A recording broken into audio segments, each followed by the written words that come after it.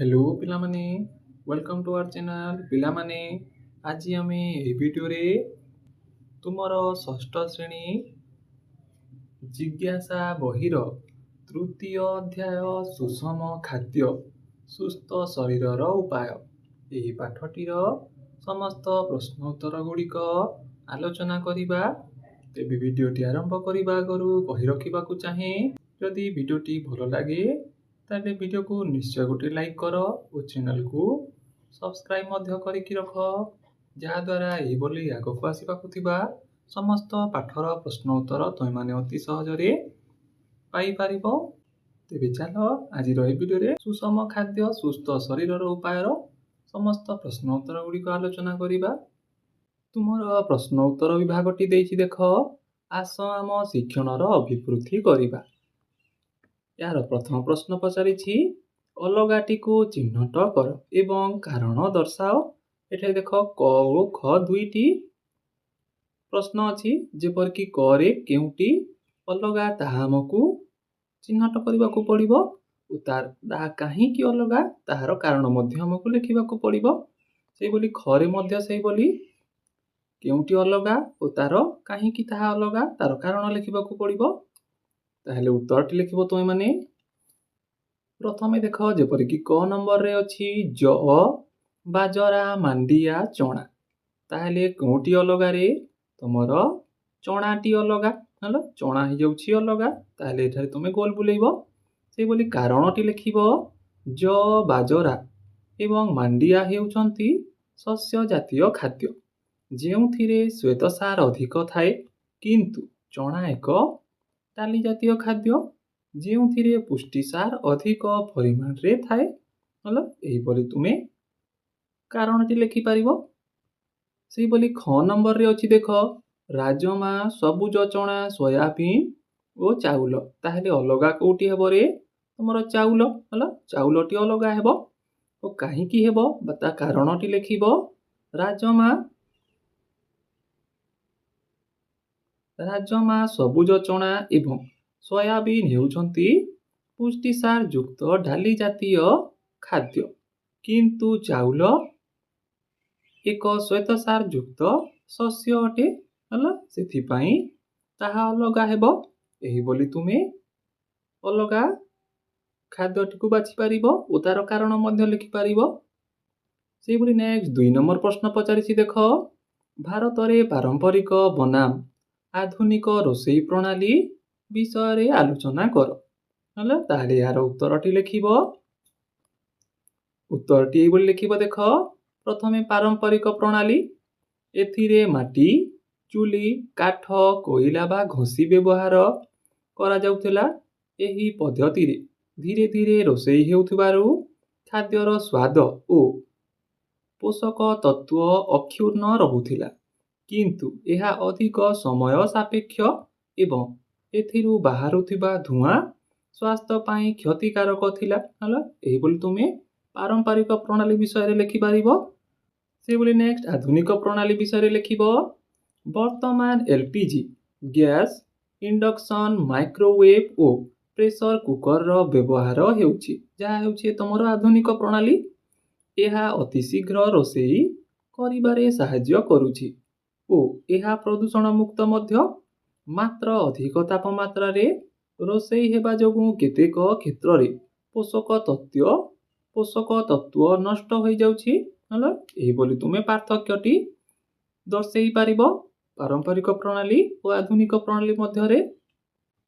से बोली next तमरो 3 number प्रश्नटी अछि जणे शिक्षयित्री कहिले जे भल खाद्य औषध भली काम करि पारे। रवि एही उत्तर रे उत्सुक होई एवं तांको शिक्षकंक पाई किछि प्रश्न रखिछि अति कम रे 2टी प्रश्न प्रस्तुत कर जहा से पचारि पारिबो। हला एठारे शिक्षयित्री जनक कहिले भल खाद्य औषध बोली काम करे ताहेले केउ सब प्रश्न रवि पचारिबो बा 2टी अति कम रे 2टी प्रश्न हमकु लिखिबाकू पड़िबो। ताले प्रश्न गुडी को लिखिबो तुमे माने एठारे देख लिखिबो जेपरि कि रवि पचारिबाकू थिबा 2टी संभाव्य प्रश्न जेपरि कि प्रश्न क आज्ञा केउ केउ खाद्य खाइले आम शरीर रे रोग प्रतिरोधक शक्ति वृद्धि पाए ଯାହା ଫଳରେ ଆମକୁ ବାହାରୁ ଔଷଧ ଖାଇବାକୁ ପଡ଼ିବ ନାହିଁ। ହେଲା ଏଇଭଳି ଗୋଟିଏ ପ୍ରଶ୍ନ ପଚାରି ପାରିବ। ସେଇଭଳି ନେକ୍ସଟ, ଖାଦ୍ୟରେ କେଉଁ ଉପାଦାନର ଅଭାବ ହେଲେ ଆମକୁ ଭିନ୍ନ ଭିନ୍ନ ରୋଗ ହୋଇଥାଏ? ଏହିଭଳି ଏକ ମଧ୍ୟ ପ୍ରଶ୍ନ ସିଏ ପଚାରି ପାରିବ ତାଙ୍କ ଶିକ୍ଷକଙ୍କୁ।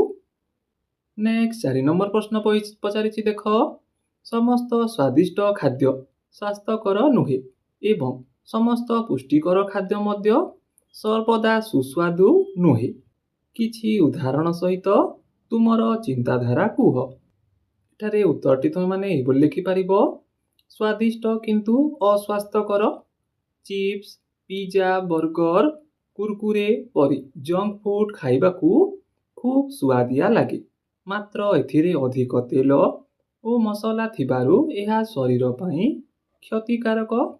ସେଇଭଳି ଆଗକୁ ଲେଖିବ, ପୁଷ୍ଟିକର କିନ୍ତୁ ସ୍ୱାଦ କମ୍। ହେଲା କଲରା ପିତା ଲାଗେ କିନ୍ତୁ ଏହା ରକ୍ତ ପରିଷ୍କାର କରେ। ସେହିପରି ଭିନ୍ନ ସବୁଜ ପନିପରିବା ଓ ଶାଗ ଅଧିକ ପୁଷ୍ଟିକର ହୋଇଥିଲେ ମଧ୍ୟ ସମସ୍ତଙ୍କୁ ସୁଆଦିଆ ଲାଗିନଥାଏ। ହେଲା ଏହିଭଳି ତୁମେ ଉତ୍ତରଟି ଲେଖିପାରିବ। ନେକ୍ସଟ 5 ନମ୍ବର ପ୍ରଶ୍ନ ପଚାରିଛି ଦେଖ, ନିତୁ ପନିପରିବା ଖାଏ ନାହିଁ, ବରଂ ବିସ୍କୁଟ, ନୁଡଲ୍ସ ଏବଂ ପାଉଁରୁଟିର ମଜା ନିଏ। ଅନେକ ସମୟରେ ତାର ପେଟରେ ଯନ୍ତ୍ରଣା ଓ କୋଷ୍ଠକାଠିନ୍ୟ ହୋଇଥାଏ। ଏହି ସବୁ ସମସ୍ୟାରୁ ମୁକ୍ତି ପାଇବା ପାଇଁ ସେ ନିଜ ଖାଦ୍ୟରେ କ'ଣ ପରିବର୍ତ୍ତନ କରିବା ଉଚିତ? ତୁମ ଉତ୍ତରରେ ବୁଝାଅ। ହେଲା ତାହେଲେ ସେ କ'ଣ ଖାଦ୍ୟ ଖାଇବ ଯାହାଦ୍ୱାରା ତାକୁ ସେଭଳି ପେଟ ଯନ୍ତ୍ରଣା ଓ କୋଷ୍ଠକାଠିନ୍ୟ ହେବ ନାହିଁ? ତାହେଲେ ଉତ୍ତରଟି ଲେଖିବ ତୁମେମାନେ। ଏଠାରେ ଉତ୍ତରଟି ଲେଖିବ ଦେଖ, ନିତୁକୁ ତାର ଖାଦ୍ୟ ଶୈଳୀରେ ତୁରନ୍ତ ପରିବର୍ତ୍ତନ କରିବାକୁ ପଡ଼ିବ। ସେ ଖାଉଥିବା ବିସ୍କୁଟ, ନୁଡଲ୍ସ ଓ ପାଉଁରୁଟି ହେଉଛି ମଇଦା ଜାତୀୟ ଖାଦ୍ୟ, ଯେଉଁଥିରେ ତନ୍ତୁର ଅଭାବ ଥାଏ। ତାକୁ ଖାଦ୍ୟରେ ତନ୍ତୁ ଜାତୀୟ ଖାଦ୍ୟ ଯଥା ସବୁଜ ପନିପରିବା, ଫଳ ଏବଂ ଚୋପା ଲଗା ଶସ୍ୟ ସାମିଲ କରିବାକୁ ହେବ। ଏହା ସହିତ ପ୍ରଚୁର ପରିମାଣରେ ପାଣି ପିଇଲେ ତାର ହଜମ ପ୍ରକ୍ରିୟା ଠିକ୍ ହେବ ଓ କୋଷ୍ଠକାଠିନ୍ୟ ସମସ୍ୟା ଦୂର ହେବ। ହେଲା ଏହିଭଳି ସେ ନିଜ ଖାଦ୍ୟରେ ପରିବର୍ତ୍ତନ ଆଣିଲେ ତାକୁ ସେଇ ସବୁ ରୋଗ ହେବ ନାହିଁ। ଏହିଭଳି ତୁମେ ଉତ୍ତରଟି ଲେଖିବ।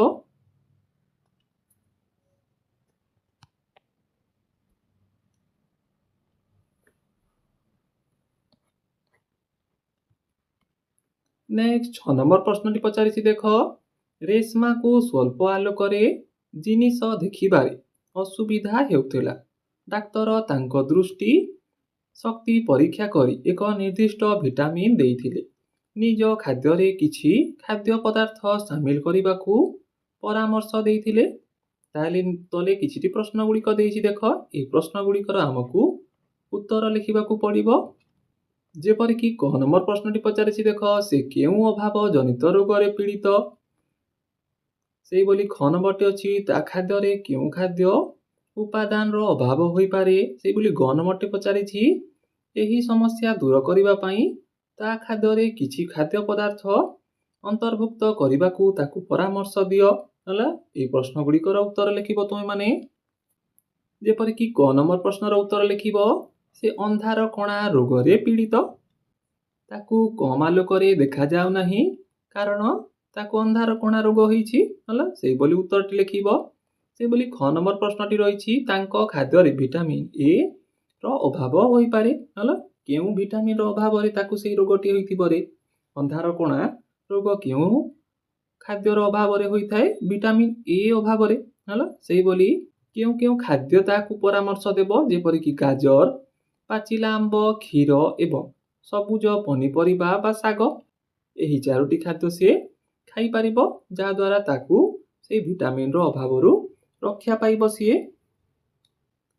ନେକ୍ସଟ 7 ନମ୍ବର ପ୍ରଶ୍ନ ପଚାରିଛି ଦେଖ, ତୁମକୁ ନିମ୍ନଲିଖିତ ଖାଦ୍ୟ ପଦାର୍ଥ ଦିଆଯାଇଛି। ଯେପରିକି କ ନମ୍ବରରେ ଅଛି ଡବା ଫଳରସ, ସେଇଭଳି ଖ ନମ୍ବର ଅଛି ତାଜା ଫଳରସ ଓ ଗ ନମ୍ବର ଅଛି ଫଳ। ତାହେଲେ ପ୍ରଶ୍ନଟି ପଚାରିଛି ଦେଖ, ତୁମେ କେଉଁଟିକୁ ପସନ୍ଦ କରିବ ଏବଂ କାହିଁକି? ତାହେଲେ ଏହାର ଉତ୍ତରଟି ଲେଖିବ। ଏଠାରେ ଉତ୍ତରଟି ଲେଖିବ। ଦେଖ, ମୁଁ ଗ ବା ଫଲ ଖାଇବାକୁ ପସନ୍ଦ କରିବି, ଯାହା ତୁମର ଗ ନମ୍ବର ଅପସନରେ ଅଛି। କାରଣଟି ଲେଖିବ ଡବା ଫଳ ରସରେ ଅଧିକ ମିଠା ଓ ପ୍ରିଜର୍ଭେଟିଭ ଥାଏ। ସିଧାସଳଖ ଫଳ ଖାଇବା ଦ୍ୱାରା ଆମକୁ ଫଳରେ ଥିବା ସମସ୍ତ ତନ୍ତୁ ମିଳିଥାଏ, ଯାହା ଶରୀରର ହଜମ ପ୍ରକ୍ରିୟା ପାଇଁ ଅତ୍ୟନ୍ତ ଜରୁରୀ। ଏହିଭଳି ତୁମେ କାରଣଟି ଲେଖିପାରିବ। ନେକ୍ସଟ 8 ନମ୍ବର ପ୍ରଶ୍ନଟି ପଚାରିଛି। ଦେଖ, ଗୌରବଙ୍କ ଗୋଡ଼ ଭାଙ୍ଗି ଯାଇଥିଲା। ତାଙ୍କ ଡାକ୍ତର ହାଡ଼ ଗୁଡ଼ିକୁ ଯୋଡ଼ି ପ୍ଲାଷ୍ଟର ବାନ୍ଧିଦେଲେ। ଡାକ୍ତର ତାଙ୍କୁ କ୍ୟାଲସିୟମ ବଟିକା ମଧ୍ୟ ଦେଇଥିଲେ। ଦ୍ୱିତୀୟ ପରିଦର୍ଶନରେ ଡାକ୍ତର ତାଙ୍କୁ ଭିଟାମିନ୍ ଡି ସିରପ କ୍ୟାଲସିୟମ ବଟିକା ସହିତ ଦେଇଥିଲେ। ତାହେଲେ ପ୍ରଶ୍ନ ଗୁଡ଼ିକ ଦେଇଛି। ଦେଖ, ନିମ୍ନଲିଖିତ ପ୍ରଶ୍ନ ଗୁଡ଼ିକର ଉତ୍ତର ଦିଅ। ଯେପରିକି ପ୍ରଶ୍ନ କଟି ଅଛି, ଡାକ୍ତର କାହିଁକି ଗୌରବକୁ କ୍ୟାଲସିୟମ ବଟିକା ଦେଲେ? ସେହିଭଳି ଖ ନମ୍ବର ପ୍ରଶ୍ନଟି ଅଛି, ଦ୍ୱିତୀୟ ଥର ପରିଦର୍ଶନ ବେଳେ ଡାକ୍ତର କ୍ୟାଲସିୟମ ବଟିକା ସହ ଭିଟାମିନ୍ ଡି ସିରପ କାହିଁକି ଦେଲେ? ଓ ଗ ନମ୍ବରଟି ଅଛି, ଡାକ୍ତର ଦେଇଥିବା ଔଷଧକୁ ନେଇ ତୁମ ମନରେ କି ପ୍ରଶ୍ନ ଉଠୁଛି? ତାହେଲେ ଏହି ପ୍ରଶ୍ନ ଗୁଡ଼ିକର ଉତ୍ତର ଲେଖିବ ତୁମେମାନେ। ଯେପରିକି କ ନମ୍ବର ପ୍ରଶ୍ନଟିର ଉତ୍ତର ଲେଖିବ, ହାଡ଼ର ମୁଖ୍ୟ ଉପାଦାନ ହେଉଛି କ୍ୟାଲସିୟମ। ହେଲା, ହାଡ଼ କେଉଁଥିରୁ ତିଆରିରେ? କ୍ୟାଲସିୟମରୁ ତିଆରି। ସେହିଭଳି ଗୌରବଙ୍କ ଭାଙ୍ଗି ଯାଇଥିବା ହାଡ଼କୁ ଶୀଘ୍ର ଯୋଡ଼ିବା ଏବଂ ହାଡ଼କୁ ଶକ୍ତ କରିବା ପାଇଁ ଡାକ୍ତର ତାଙ୍କୁ କ୍ୟାଲସିୟମ ବଟିକା ଦେଇଲେ। ହେଲା, ଏହା ହେଉଛି ତୁମର ଖ ନମ୍ବର ପ୍ରଶ୍ନଟିର ଉତ୍ତର। ଖ ନମ୍ବର ପ୍ରଶ୍ନଟିର ଉତ୍ତର ଲେଖିବ, ଭିଟାମିନ୍ ଡି ଶରୀରକୁ ଖାଦ୍ୟ ବା ବଟିକାରୁ କ୍ୟାଲସିୟମ ଶୋଷଣ କରିବାରେ ସାହାଯ୍ୟ କରିଥାଏ। ସେଥିପାଇଁ ସେ ତାକୁ ଦ୍ୱିତୀୟ ପରିଦର୍ଶନରେ ଭିଟାମିନ୍ ଡିର ବଟିକା ମଧ୍ୟ ଦେଲେ। ସେହିଭଳି ଗ ନମ୍ବର, ଆମେ ଔଷଧ ବଦଳରେ କେଉଁ କେଉଁ ପ୍ରାକୃତିକ ଖାଦ୍ୟ ଖାଇଲେ ଆମ ଶରୀରକୁ ସହଜରେ କ୍ୟାଲସିୟମ ଓ ଭିଟାମିନ୍ ଡି ମିଳିପାରିବ? ହେଲା, ଏହିଭଳି ପ୍ରଶ୍ନ ତୁମେ ତୁମ ମନରେ ଆସୁଥିବ, ଯାହାକି ତୁମେ ଏଠାରେ ଲେଖିପାରିବ। ନେକ୍ସଟ 9 ନମ୍ବର ପ୍ରଶ୍ନଟି ରହିଛି। ଦେଖ, ଚିନି କାର୍ବୋହାଇଡ୍ରେଟର ଏକ ଉଦାହରଣ। ଚିନିକୁ ଆୟୋଡିନ ଦ୍ରବଣରେ ପରୀକ୍ଷା କରାଗଲେ ଏହା ଗାଢ଼ ନୀଳ ରଙ୍ଗରେ ପରିବର୍ତ୍ତନ ହୁଏ ନାହିଁ। ଏହାର ସମ୍ଭାବ୍ୟ କାରଣ କ'ଣ ହୋଇପାରେ? ତାହେଲେ ଏହାର କାରଣଟି ଲେଖିବ ତୁମେମାନେ। ଏଠାରେ କାରଣଟି ଲେଖିବ। ଦେଖ, ଆୟୋଡିନ ପରୀକ୍ଷା କେବଳ ଶ୍ୱେତସାରର ଉପସ୍ଥିତି ଚିହ୍ନଟ କରିବା ପାଇଁ ବ୍ୟବହାର କରାଯାଏ। ଚିନି ଏକ କାର୍ବୋହାଇଡ୍ରେଟ ହେଲେ ମଧ୍ୟ ଏହା ଶ୍ୱେତସାର ନୁହେଁ। ହେଲା, ଚିନି ଏକ ଶ୍ୱେତସାର ଜାତୀୟ ଖାଦ୍ୟ ନୁହେଁ, ବରଂ ଏହା ଏକ ସରଳ ଶର୍କରା। ଆୟୋଡିନ କେବଳ ଜଟିଳ ଶ୍ୱେତସାର ସହିତ ପ୍ରତିକ୍ରିୟା କରି ନୀଳ ବା କଳା ରଙ୍ଗ ଦିଏ, ସରଳ ଶର୍କରା ସହିତ ନୁହେଁ। ସେଥିପାଇଁ ଚିନି ସହିତ ତାହା ରଙ୍ଗ ବଦଳିବ ନାହିଁ ବା କଳା ବା ନୀଳ ରଙ୍ଗ ହେବ ନାହିଁ। ନେକ୍ସଟ 10 ନମ୍ବର ପ୍ରଶ୍ନଟି ରହିଛି। ଦେଖ, ରମଣଙ୍କ ବକ୍ତବ୍ୟ ବିଷୟରେ ତୁମେ କ'ଣ ଭାବୁଛ? ସମସ୍ତ ଷ୍ଟାର୍ଚ କାର୍ବୋହାଇଡ୍ରେଟ ଅଟେ, କିନ୍ତୁ ସମସ୍ତ କାର୍ବୋହାଇଡ୍ରେଟ ଷ୍ଟାର୍ଚ ନୁହେଁ। ଏହା ହେଉଛି ରମଣଙ୍କ ବକ୍ତବ୍ୟ। ତାହେଲେ ଏହା ବିଷୟରେ ତୁମେ କ'ଣ ଭାବୁଛ ତାହା ଲେଖିବାକୁ ପଡ଼ିବ ଓ ତୁମର ଉତ୍ତରକୁ ପରୀକ୍ଷା ମାଧ୍ୟମରେ ବର୍ଣ୍ଣନା କର। ତାହେଲେ ଏଠାରେ ଉତ୍ତରଟି ଲେଖିବ ତୁମେମାନେ। ଏଠାରେ ଉତ୍ତରଟି ଲେଖିବ। ଦେଖ, ରମଣଙ୍କ ବକ୍ତବ୍ୟ ସମ୍ପୂର୍ଣ୍ଣ ସଠିକ। କାର୍ବୋହାଇଡ୍ରେଟର ବିଭିନ୍ନ ରୂପ ଥାଏ, ଯେପରିକି ଶର୍କରା ଏବଂ ଶ୍ୱେତସାର। ପରୀକ୍ଷାଟି ଲେଖିବ ଏହିଭଳି, ଆମେ ଚିନି ଏବଂ ପେଷା ହୋଇଥିବା ଚାଉଳ ଗୁଣ୍ଡ ନେବା, ଉଭୟରେ ଆୟୋଡିନ ଦ୍ରବଣ ପକାଇବା। ଆମେ ଦେଖିବା ଯେ ଚାଉଳ ଗୁଣ୍ଡ ନୀଳ ବା କଳା ରଙ୍ଗ ହୋଇଗଲା, ଯାହା ପ୍ରମାଣ କରେ ଯେ ଏହା ଷ୍ଟାର୍ଚ। କିନ୍ତୁ ଚିନିର ରଙ୍ଗ ବଦଳିଲା ନାହିଁ। ହେଲା, ଯାହା ଆମେ ପୂର୍ବ ପ୍ରଶ୍ନରେ ମଧ୍ୟ ଆଲୋଚନା କରିସାରିଛେ, ଯାହା ଚିନି କାର୍ବୋହାଇଡ୍ରେଟ ନୁହେଁ ବା ସେଥିରେ ଷ୍ଟାର୍ଚ ନାହିଁ, ସିଏ ଶ୍ୱେତସାର ଜାତୀୟ ଖାଦ୍ୟ ମଧ୍ୟ ନୁହେଁ। ହେଲା, ଏହିଭଳି ତୁମେ ପରୀକ୍ଷାଟି ଲେଖିପାରିବ। ନେକ୍ସଟ 11 ନମ୍ବର ପ୍ରଶ୍ନଟି ଅଛି, ପରୀକ୍ଷାଗାରରେ ଆୟୋଡିନ ବ୍ୟବହାର କରୁଥିବା ବେଳେ ମିଷ୍ଟିର ମଜା ଉପରେ କିଛି ବୁନ୍ଦା ଆୟୋଡିନ ବୁନ୍ଦା ପଡ଼ିଥିଲା ଏବଂ କିଛି ବୁନ୍ଦା ତା ଶିକ୍ଷୟିତ୍ରୀଙ୍କ ଶାଢ଼ୀ ଉପରେ ପଡ଼ିଥିଲା। ଶାଢ଼ୀରେ ଆୟୋଡିନ୍ ବୁନ୍ଦା ଗାଢ଼ ନୀଳ ହୋଇଯାଇଥିବା ବେଳେ ମୋଜାର ରଙ୍ଗ ବଦଳି ନଥିଲା। ଏହାର ଏକ ସମ୍ଭାବ୍ୟ କାରଣ କ'ଣ ହୋଇପାରେ? ତାହେଲେ କାରଣଟି ଲେଖିବ ତୁମେମାନେ। ଏଠାରେ କାରଣଟି ଲେଖିବ। ଏହାର ମୁଖ୍ୟ କାରଣ ହେଉଛି ଶାଢ଼ୀ ଏବଂ ମୋଜା ତିଆରି ହୋଇଥିବା କପଡ଼ାର ପ୍ରକାର। ଶିକ୍ଷୟିତ୍ରୀଙ୍କ ଶାଢ଼ୀ ସୂତା କିମ୍ବା କଳପ ଦିଆଯାଇଥିବା କପଡ଼ା ହୋଇଥିବାରୁ ଶ୍ୱେତସାର ଥିବାରୁ ଆୟୋଡିନ୍ ସଂସ୍ପର୍ଶରେ ନୀଳ ହୋଇଗଲା, କିନ୍ତୁ ମୋଜାଟି ପଶମ ବା ସିନ୍ଥେଟିକ୍ କପଡ଼ାରେ ତିଆରି ହୋଇଥିବାରୁ ତାହାର ରଙ୍ଗ ବଦଳି ନଥିଲା। ହେଲା, ଏହିଭଳି ତୁମେ କାରଣଟି ଲେଖିପାରିବ। ନେକ୍ସଟ 12 ନମ୍ବର ପ୍ରଶ୍ନଟି ଆଲୋଚନା କରିବା ଆଗରୁ କହି ରଖିବାକୁ ଚାହେଁ, ପିଲାମାନେ ଯଦି ଭିଡ଼ିଓଟି ଭଲ ଲାଗୁଥାଏ ତାହେଲେ ଭିଡ଼ିଓକୁ ନିଶ୍ଚୟ ଗୋଟେ ଲାଇକ୍ କରିବ ଓ ଚ୍ୟାନେଲକୁ ସବସ୍କ୍ରାଇବ୍ ମଧ୍ୟ କରିକି ରଖ, ଯାହାଦ୍ୱାରା ଏହିଭଳି ଆଗକୁ ଆସିବାକୁ ଥିବା ସମସ୍ତ ପାଠର ପ୍ରଶ୍ନ ଉତ୍ତର ତୁମେମାନେ ଅତି ସହଜରେ ପାଇପାରିବ। ଓ ଭିଡ଼ିଓଟିକୁ ନିଜ ସାଙ୍ଗମାନଙ୍କ ସହିତ ମଧ୍ୟ ସେୟାର କର, ଯାହାଦ୍ୱାରା ସେମାନେ ମଧ୍ୟ ଭିଡ଼ିଓଟି ଦେଖି ପ୍ରଶ୍ନ ଉତ୍ତର ଗୁଡ଼ିକ କରିପାରିବେ। ତେବେ ଚାଲ 12 ନମ୍ବର ପ୍ରଶ୍ନଟି ଆଲୋଚନା କରିବା। 12 ନମ୍ବର ପ୍ରଶ୍ନଟି ଦେଇଛି ଦେଖ, ଯେପରିକି ବାଜରାକୁ ଏକ ସ୍ୱାସ୍ଥ୍ୟକର ଖାଦ୍ୟ କୁହାଯାଏ କାହିଁକି? ଶରୀରର ପୋଷକ ଆବଶ୍ୟକତା ପାଇଁ କେବଳ ବାଜରା ଖାଇବା ଯଥେଷ୍ଟ କି? ଆଲୋଚନା କର। କାହିଁକି ବାଜରାକୁ ସ୍ୱାସ୍ଥ୍ୟକର ଖାଦ୍ୟ କୁହାଯାଏ? ତାହା ଖାଇବା କେବଳ ଯଥେଷ୍ଟ କି?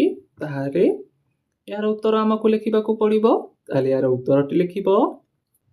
ଏଠାରେ ଉତ୍ତରଟି ଲେଖିବ ଦେଖ, ବାଜରା ଏକ ଶକ୍ତିଦାୟକ ଖାଦ୍ୟ। ଏଥିରେ ପ୍ରଚୁର ପରିମାଣରେ କାର୍ବୋହାଇଡ୍ରେଟ୍, ଲୌହ, ମ୍ୟାଗ୍ନେସିୟମ୍ ଏବଂ ତନ୍ତୁ ଥାଏ, ସେଥିପାଇଁ ତାହାକୁ ସ୍ୱାସ୍ଥ୍ୟକର ଖାଦ୍ୟ କୁହାଯାଏ। ସେହିଭଳି ଲେଖିବ, ମାତ୍ର କେବଳ ବାଜରା ଖାଇବା ଶରୀର ପାଇଁ ଯଥେଷ୍ଟ ନୁହେଁ। ଶରୀରର ସାମଗ୍ରିକ ବୃଦ୍ଧି ପାଇଁ ସୁଷମ ଖାଦ୍ୟ ଆବଶ୍ୟକ। ଶରୀର ଗଠନ ପାଇଁ ପୁଷ୍ଟିସାର ଏବଂ ରୋଗ ପ୍ରତିରୋଧ ପାଇଁ ଜୀବସାର, ଖଣିଜ ଲବଣର ମଧ୍ୟ ଆବଶ୍ୟକତା ରହିଛି। ସେଥିପାଇଁ କେବଳ ବାଜରା ଖାଇଲେ ତାହା ଯଥେଷ୍ଟ ନୁହେଁ, ତା ସହିତ ଆମକୁ ପୁଷ୍ଟିସାର ଜାତୀୟ ଖାଦ୍ୟ, ଜୀବସାର ଓ ଖଣିଜ ଲବଣ ଭଳିଆ ସମସ୍ତ ପ୍ରକାର ଖାଦ୍ୟ ବା ସୁଷମ ଖାଦ୍ୟ ଆମକୁ ଖାଇବାକୁ ପଡ଼ିବ। ନେକ୍ସଟ 13 ନମ୍ବର ବା ଆଜିର ଶେଷ ପ୍ରଶ୍ନଟି ଅଛି ଦେଖ, ତୁମକୁ ଏକ ଦ୍ରବଣ ଦିଆଯାଇଛି, ଏହା ଆୟୋଡିନ୍ ଦ୍ରବଣ ବୋଲି ତୁମେ କିପରି ଜାଣିବ? ତାହେଲେ ଏହାର ଉତ୍ତରଟି ଲେଖିବ ତୁମେମାନେ। ଏଠାରେ ଉତ୍ତରଟି ଲେଖିବ ଦେଖ, ଦ୍ରବଣଟି ଆୟୋଡିନ୍ କି ନୁହେଁ ଜାଣିବା ପାଇଁ ଆମେ ଏକ ସରଳ ପରୀକ୍ଷା କରିପାରିବା। ଯେପରିକି ପରୀକ୍ଷାଟି ଲେଖିବ, ଏକ ଖଣ୍ଡ ବା କଟା ଆଲୁ ବା ଅଳ୍ପ ଭାତ ନେଇ ସେଥିରେ ଦ୍ରବଣରୁ 2-3 ବୁନ୍ଦା ପକାଇବା ବା ଆୟୋଡିନ୍ ଦ୍ରବଣ ପକାଇବା। ଯଦି ଆଲୁ ବା ଭାତର ରଙ୍ଗ ତୁରନ୍ତ ନୀଳ ବା କଳା ହୋଇଯାଏ, ତେବେ ଜାଣିବା ଯେ ତାହା ନିଶ୍ଚିତ ଭାବେ ଆୟୋଡିନ୍ ଦ୍ରବଣ। ହେଲା, ତାହା ଯଦି ସେହି ଭାତ ବା ସେହି ଆଲୁର ରଙ୍ଗ ପରିବର୍ତ୍ତନ କରିଦେଇପାରିବ, ତାହେଲେ ସେ ଦ୍ରବଣଟି ହେଉଛି ଆୟୋଡିନ୍ ଦ୍ରବଣ। କାହିଁକି ନା ଶ୍ୱେତସାର ସଂସ୍ପର୍ଶରେ ଆସିଲେ ଆୟୋଡିନ୍ ଦ୍ରବଣର ରଙ୍ଗ ନୀଳ ବା ଗାଢ଼ ନୀଳ ବା କଳା ରଙ୍ଗର ହୋଇଯାଇଥାଏ। ଏହା ଥିଲା ତୁମର 3 ନମ୍ବର ପାଠର ସମ୍ପୂର୍ଣ୍ଣ ପ୍ରଶ୍ନ ଉତ୍ତର ଗୁଡ଼ିକ।